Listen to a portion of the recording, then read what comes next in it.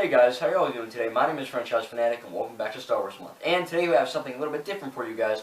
I basically was on YouTube watching a Last Jedi episode, episode 8, and you know, a lot of people were, of course, giving me crap that I liked the movie, and I was talking about the difference between fake fans and real fans. And this one person, I don't know, he, she, could be a porg, who knows, by the name of Calixto or Calito LPZ, said, "Hey, I have a few Last Jedi questions." And at first I was like, "Hey, you are, you know, just an a-hole trying to get back at me for liking the film, you know, because I don't like that." And they said, "No, I actually have questions." So if this person really isn't just BSing me, I did pick out a few of these questions that he or she said, and I'm going to be answering them. Again, I can't answer all of them, but I'm going to try to get to a few of them. So the first one is, who is the First Order? Essentially, to put it very easily, the First Order is essentially the spawn of the Empire. Essentially, you know, after Palpatine dies in Episode 6 from the Jedi, you have a lot of these people who are either, you know, part of the Empire, or they're just random people. Essentially, the First Order are a bunch of enemies, just random bad guys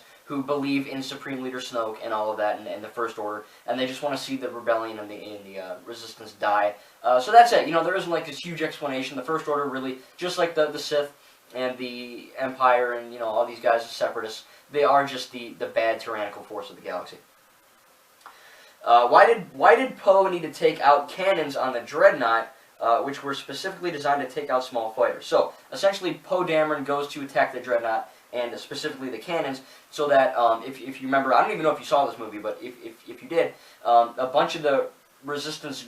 Again, I haven't watched it in a few months, but from what I can remember, I'm still working on Rogue One is the next one I have to do. So, but again, you have all these Resistance fighters, and then you have, of course, the First Order shooting at them and all that. And Poe's like, "Hey, flip." Of course, Poe Dameron gets called out by Holdo for this, and it's great. It's a great character arc, really is.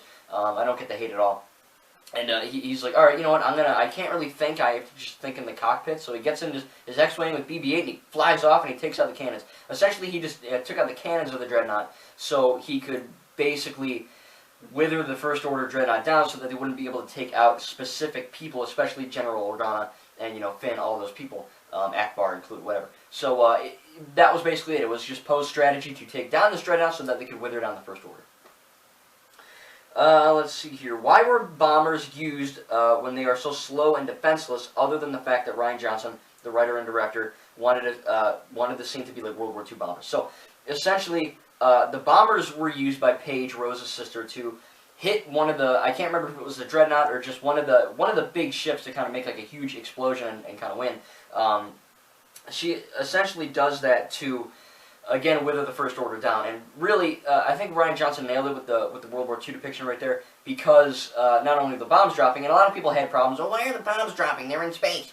First of all, if you think Star Wars has to be scientifically explained, you're in the wrong franchise. Star Wars really is just, it's fake. Some of it's real, which we'll get to in a minute here, but some of it, of course, a lot of it is just BS because it's a Star Wars film. And one of that is, of course, because when the bombs drop, you know, basically they're just trying to hit the people, and of course they have like red dots, red little like blinking things.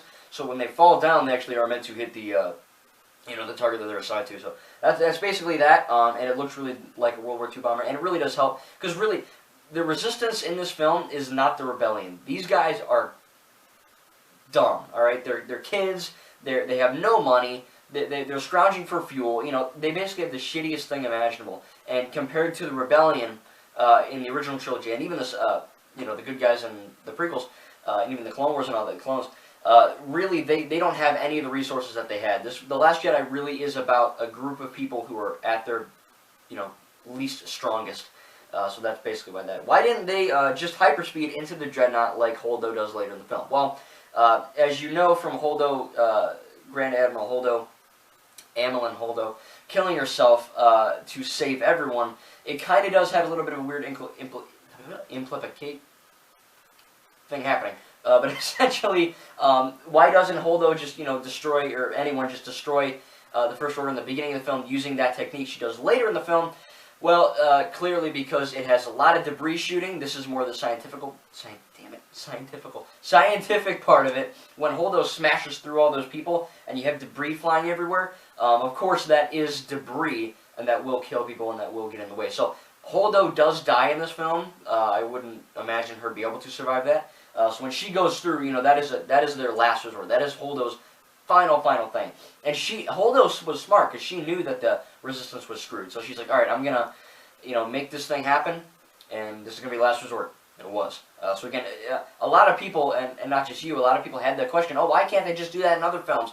Well, that's because they didn't think of it. First of all, the directors and writers. But in canon, because it f's a lot of things up. People die, debris goes everywhere. It's not the thing you want to do, And that was their last resort. Godspeed Rebels type thing.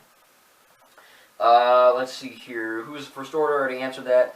How did the First Order become so powerful? Really, that isn't really a answerable question. It really just is about the First Order are a bunch of guys who want to kill the good guys. Snoke is in charge. We don't really know much about Snoke. We just kind of know that he was in charge of the grand scheme of the First Order. Really, how did the Empire get in charge? We don't know. All these things have different. It really did start with the Separatists and the Sith and all that, and then it kind of snowballed into all this. But still, it really does work for the story. But at the same time, how did they become so powerful? We don't really know. It just because movie.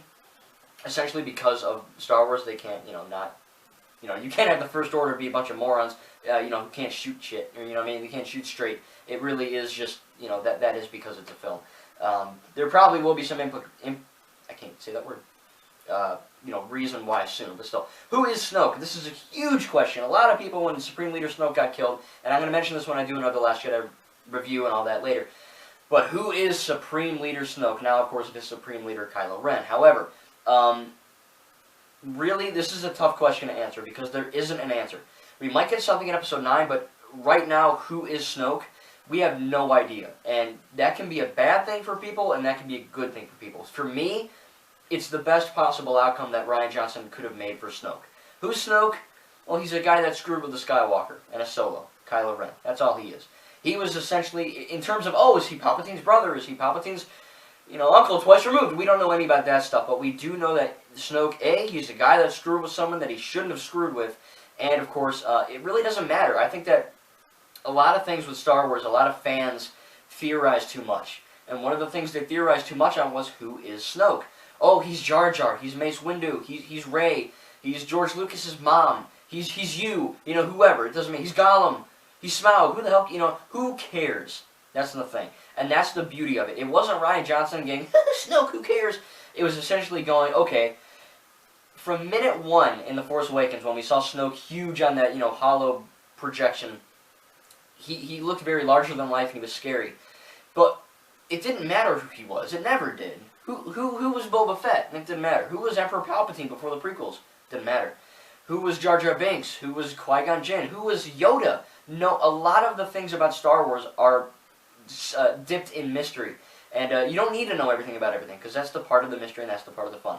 But really, Snoke, like I said, A, he's a guy that screwed with someone that he shouldn't have, and B, with regards to the story, it never mattered. We, the fans, I didn't, but people who theorized made it matter. I never cared who Snoke was. I cared, because he was a cool villain, but I wasn't like, oh my god, if he's not explained, I'm going to lose my crap. I was just like, it doesn't matter, big deal. And now that he's dead, it serves Kylo Ren's character, and I'm going to talk about that in my review and all that. But yeah, so who is Snoke? He's a guy that screwed with the Skywalker, and it really his identity doesn't matter. It might matter in Episode 9, but right now, he's dead. He was a red herring. Supreme Leader Snoke was never the major villain of the new trilogy. It was always Kylo Ren. And now that he killed him, he's more badass and powerful than ever. How did Leia float in space but still stay very close to the ship? Before she did her Mary Poppins thing. So, not to be rude, but she did not do a Mary Poppins thing. A lot of people who hate the scene or just don't know, she thinks that, they think that Leia flew, like Superman her way in, or, got an umbrella, or, I don't know why the hell they're saying Mary Poppins, but they Mary Poppins, she did not do a Mary Poppins or a Yondu Udanta or even a freaking Iron Man or Superman. She used force pull to essentially pull herself back onto the ship. And the reason why she stayed so close is A, movie, and B, she really wasn't out that far. And there is a scientific study for people to say, oh, people can't survive in space, Force or not. Well, you're actually wrong. We don't know everything about the Force. In the prequels, everyone thought they did. No, they really don't. We've seen a lot of things in The Last Jedi and other movies kind of go in different directions with the Force. And really, she stayed close because she wasn't that far out, and she did kind of wake herself up and go. Now, I think when she opened her eyes, she was unconscious the whole time. She never was conscious. When she opened her eyes and moved her hand and, force pulled herself, she did not fly.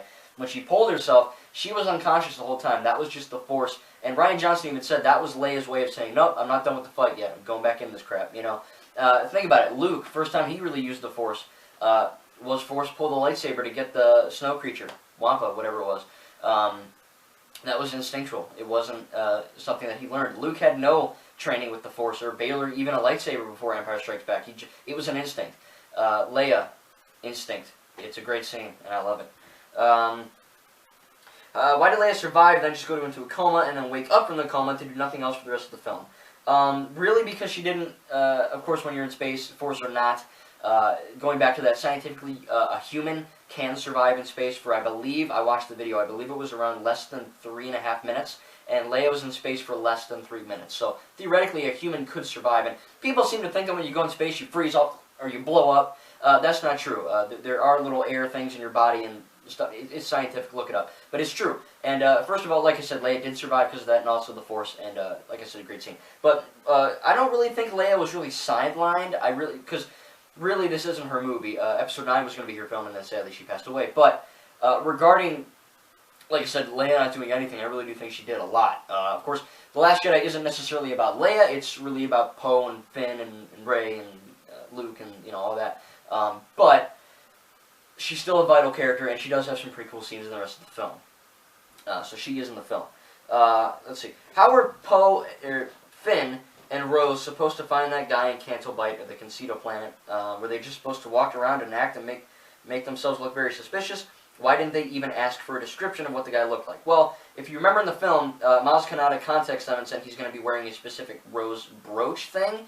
And they go to Canto Bight. Of course, they illegally park their ship, which gets the locals. If they didn't illegally park that ship, they probably wouldn't have even ran into this crap. But they illegally park. They go in the casino in Canto Bight. By the way, the planet is not called Canto Bight. The planet is called Cantonica or Cantonica. Canto Bight is just that casino on it. So just to tell you. But however, really, they know what they're looking for as they go in. I don't know if you remember that, but that is true. They knew that there was a specific-looking guy. They found the guy. Right before they could go talk to the guy, they get tasered and thrown in the brig. Of course, that's when they meet DJ, who is not the master code breaker, but he is a code breaker. So, there's that.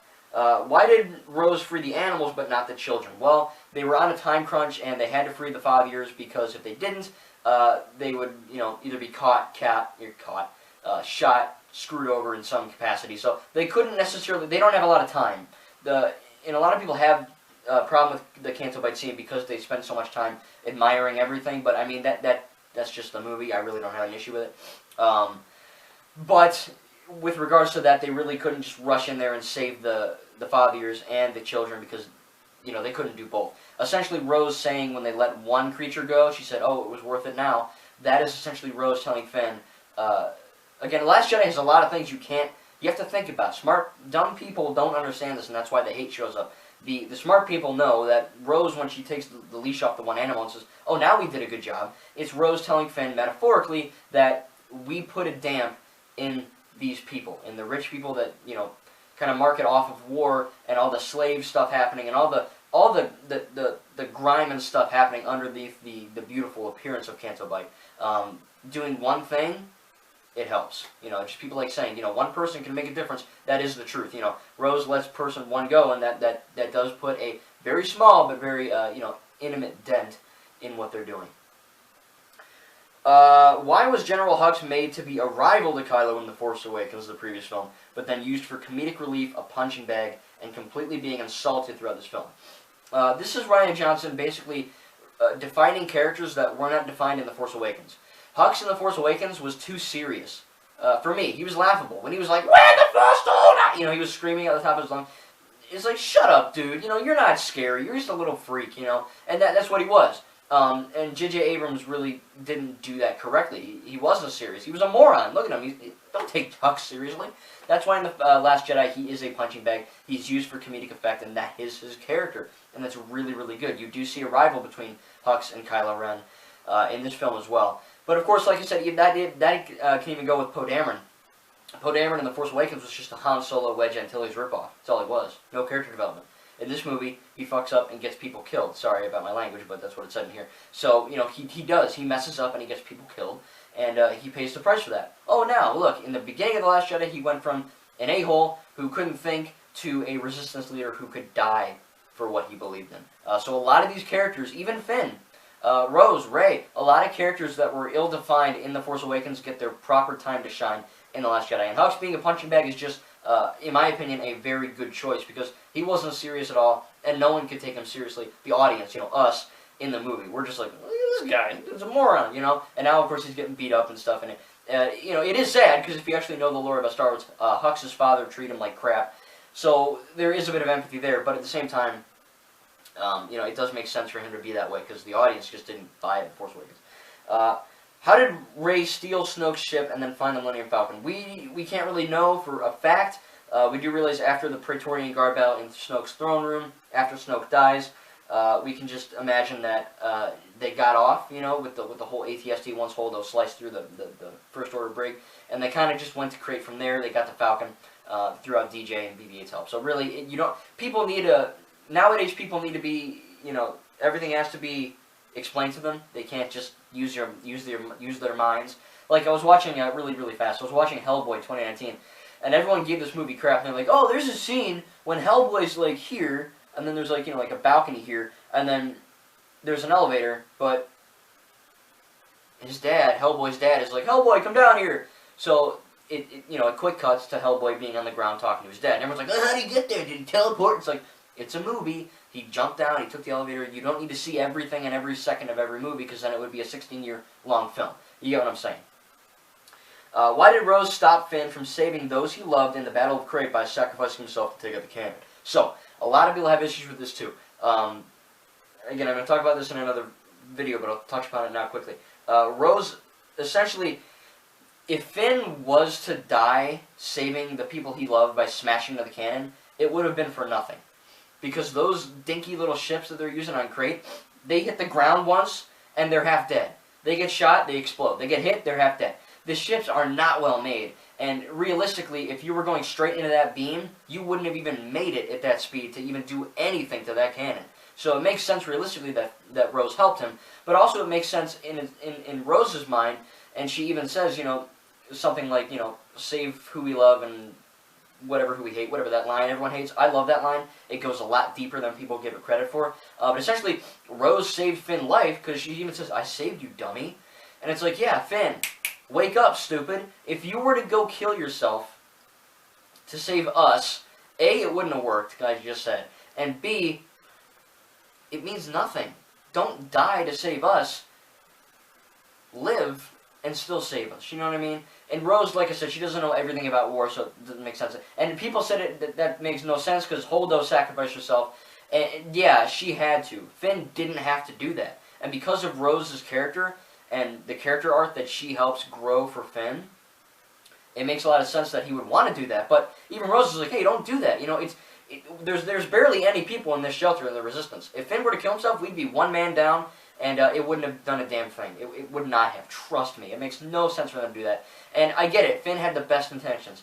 But Rose was even like, hey, dude, you know, listen up. If you were to do that and die and smash yourself into that cannon, it would not have worked. A, and like I said, B, it would have been in vain because you would have died and we still would have gotten out. Look, you know, we got to have hope. And even though Finn didn't destroy that thing, they still got off. So it works out.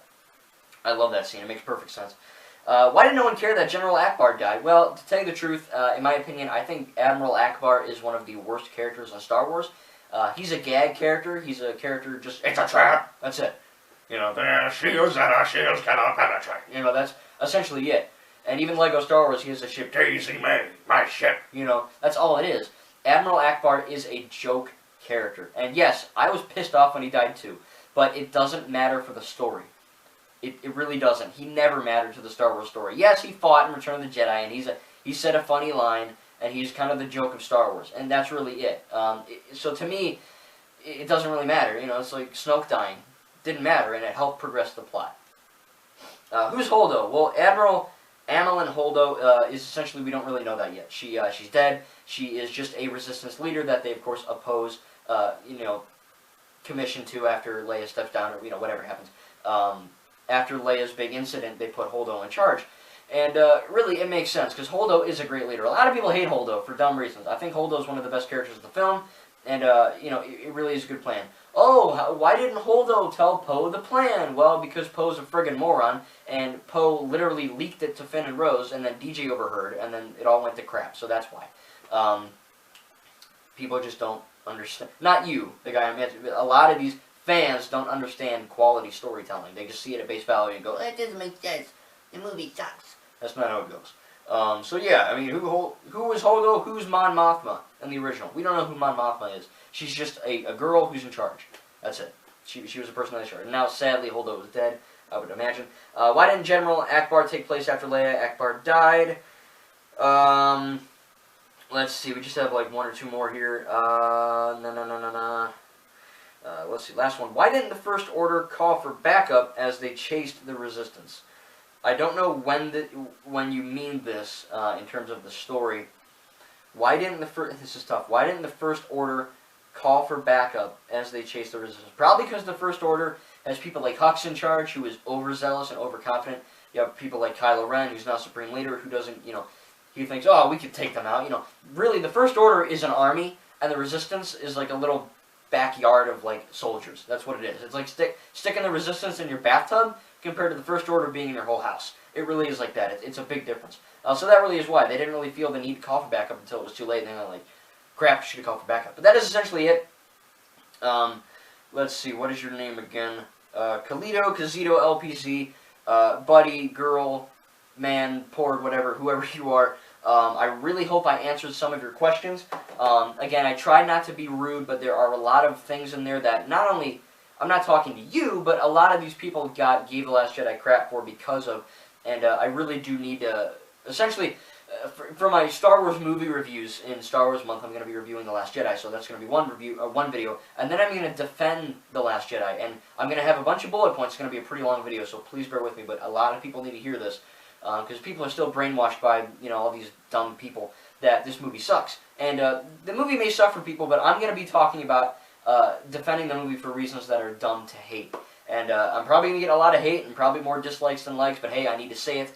And, it needs to be said because it is the truth. But anyway, so hopefully I tried to help you with these questions. Again, I love The Last Jedi. If you guys have any questions on anything Star Wars, Last Jedi or not, Lego Star Wars, whatever, please leave me a comment. I will try to make a video on it. Again, if you guys are new here, we're in the middle of Star Wars Month right now. I really am enjoying making videos for you guys, gameplay, reviews, discussions like this, answering questions like this, so it should be pretty fun in the future. And of course, we have the Advent calendar as well. So thank you guys. Again, I hope I can help you there, answer some of these questions. Again, some of them were very vague and really not answerable, and some of them were very easy. So again, if you have any questions, please let me know in the comments, and I'll try to get to them somehow. And again, I really hope I helped you guys out with that. So anyway, thank you guys. May the Force be with you, and we'll see you guys in the next video.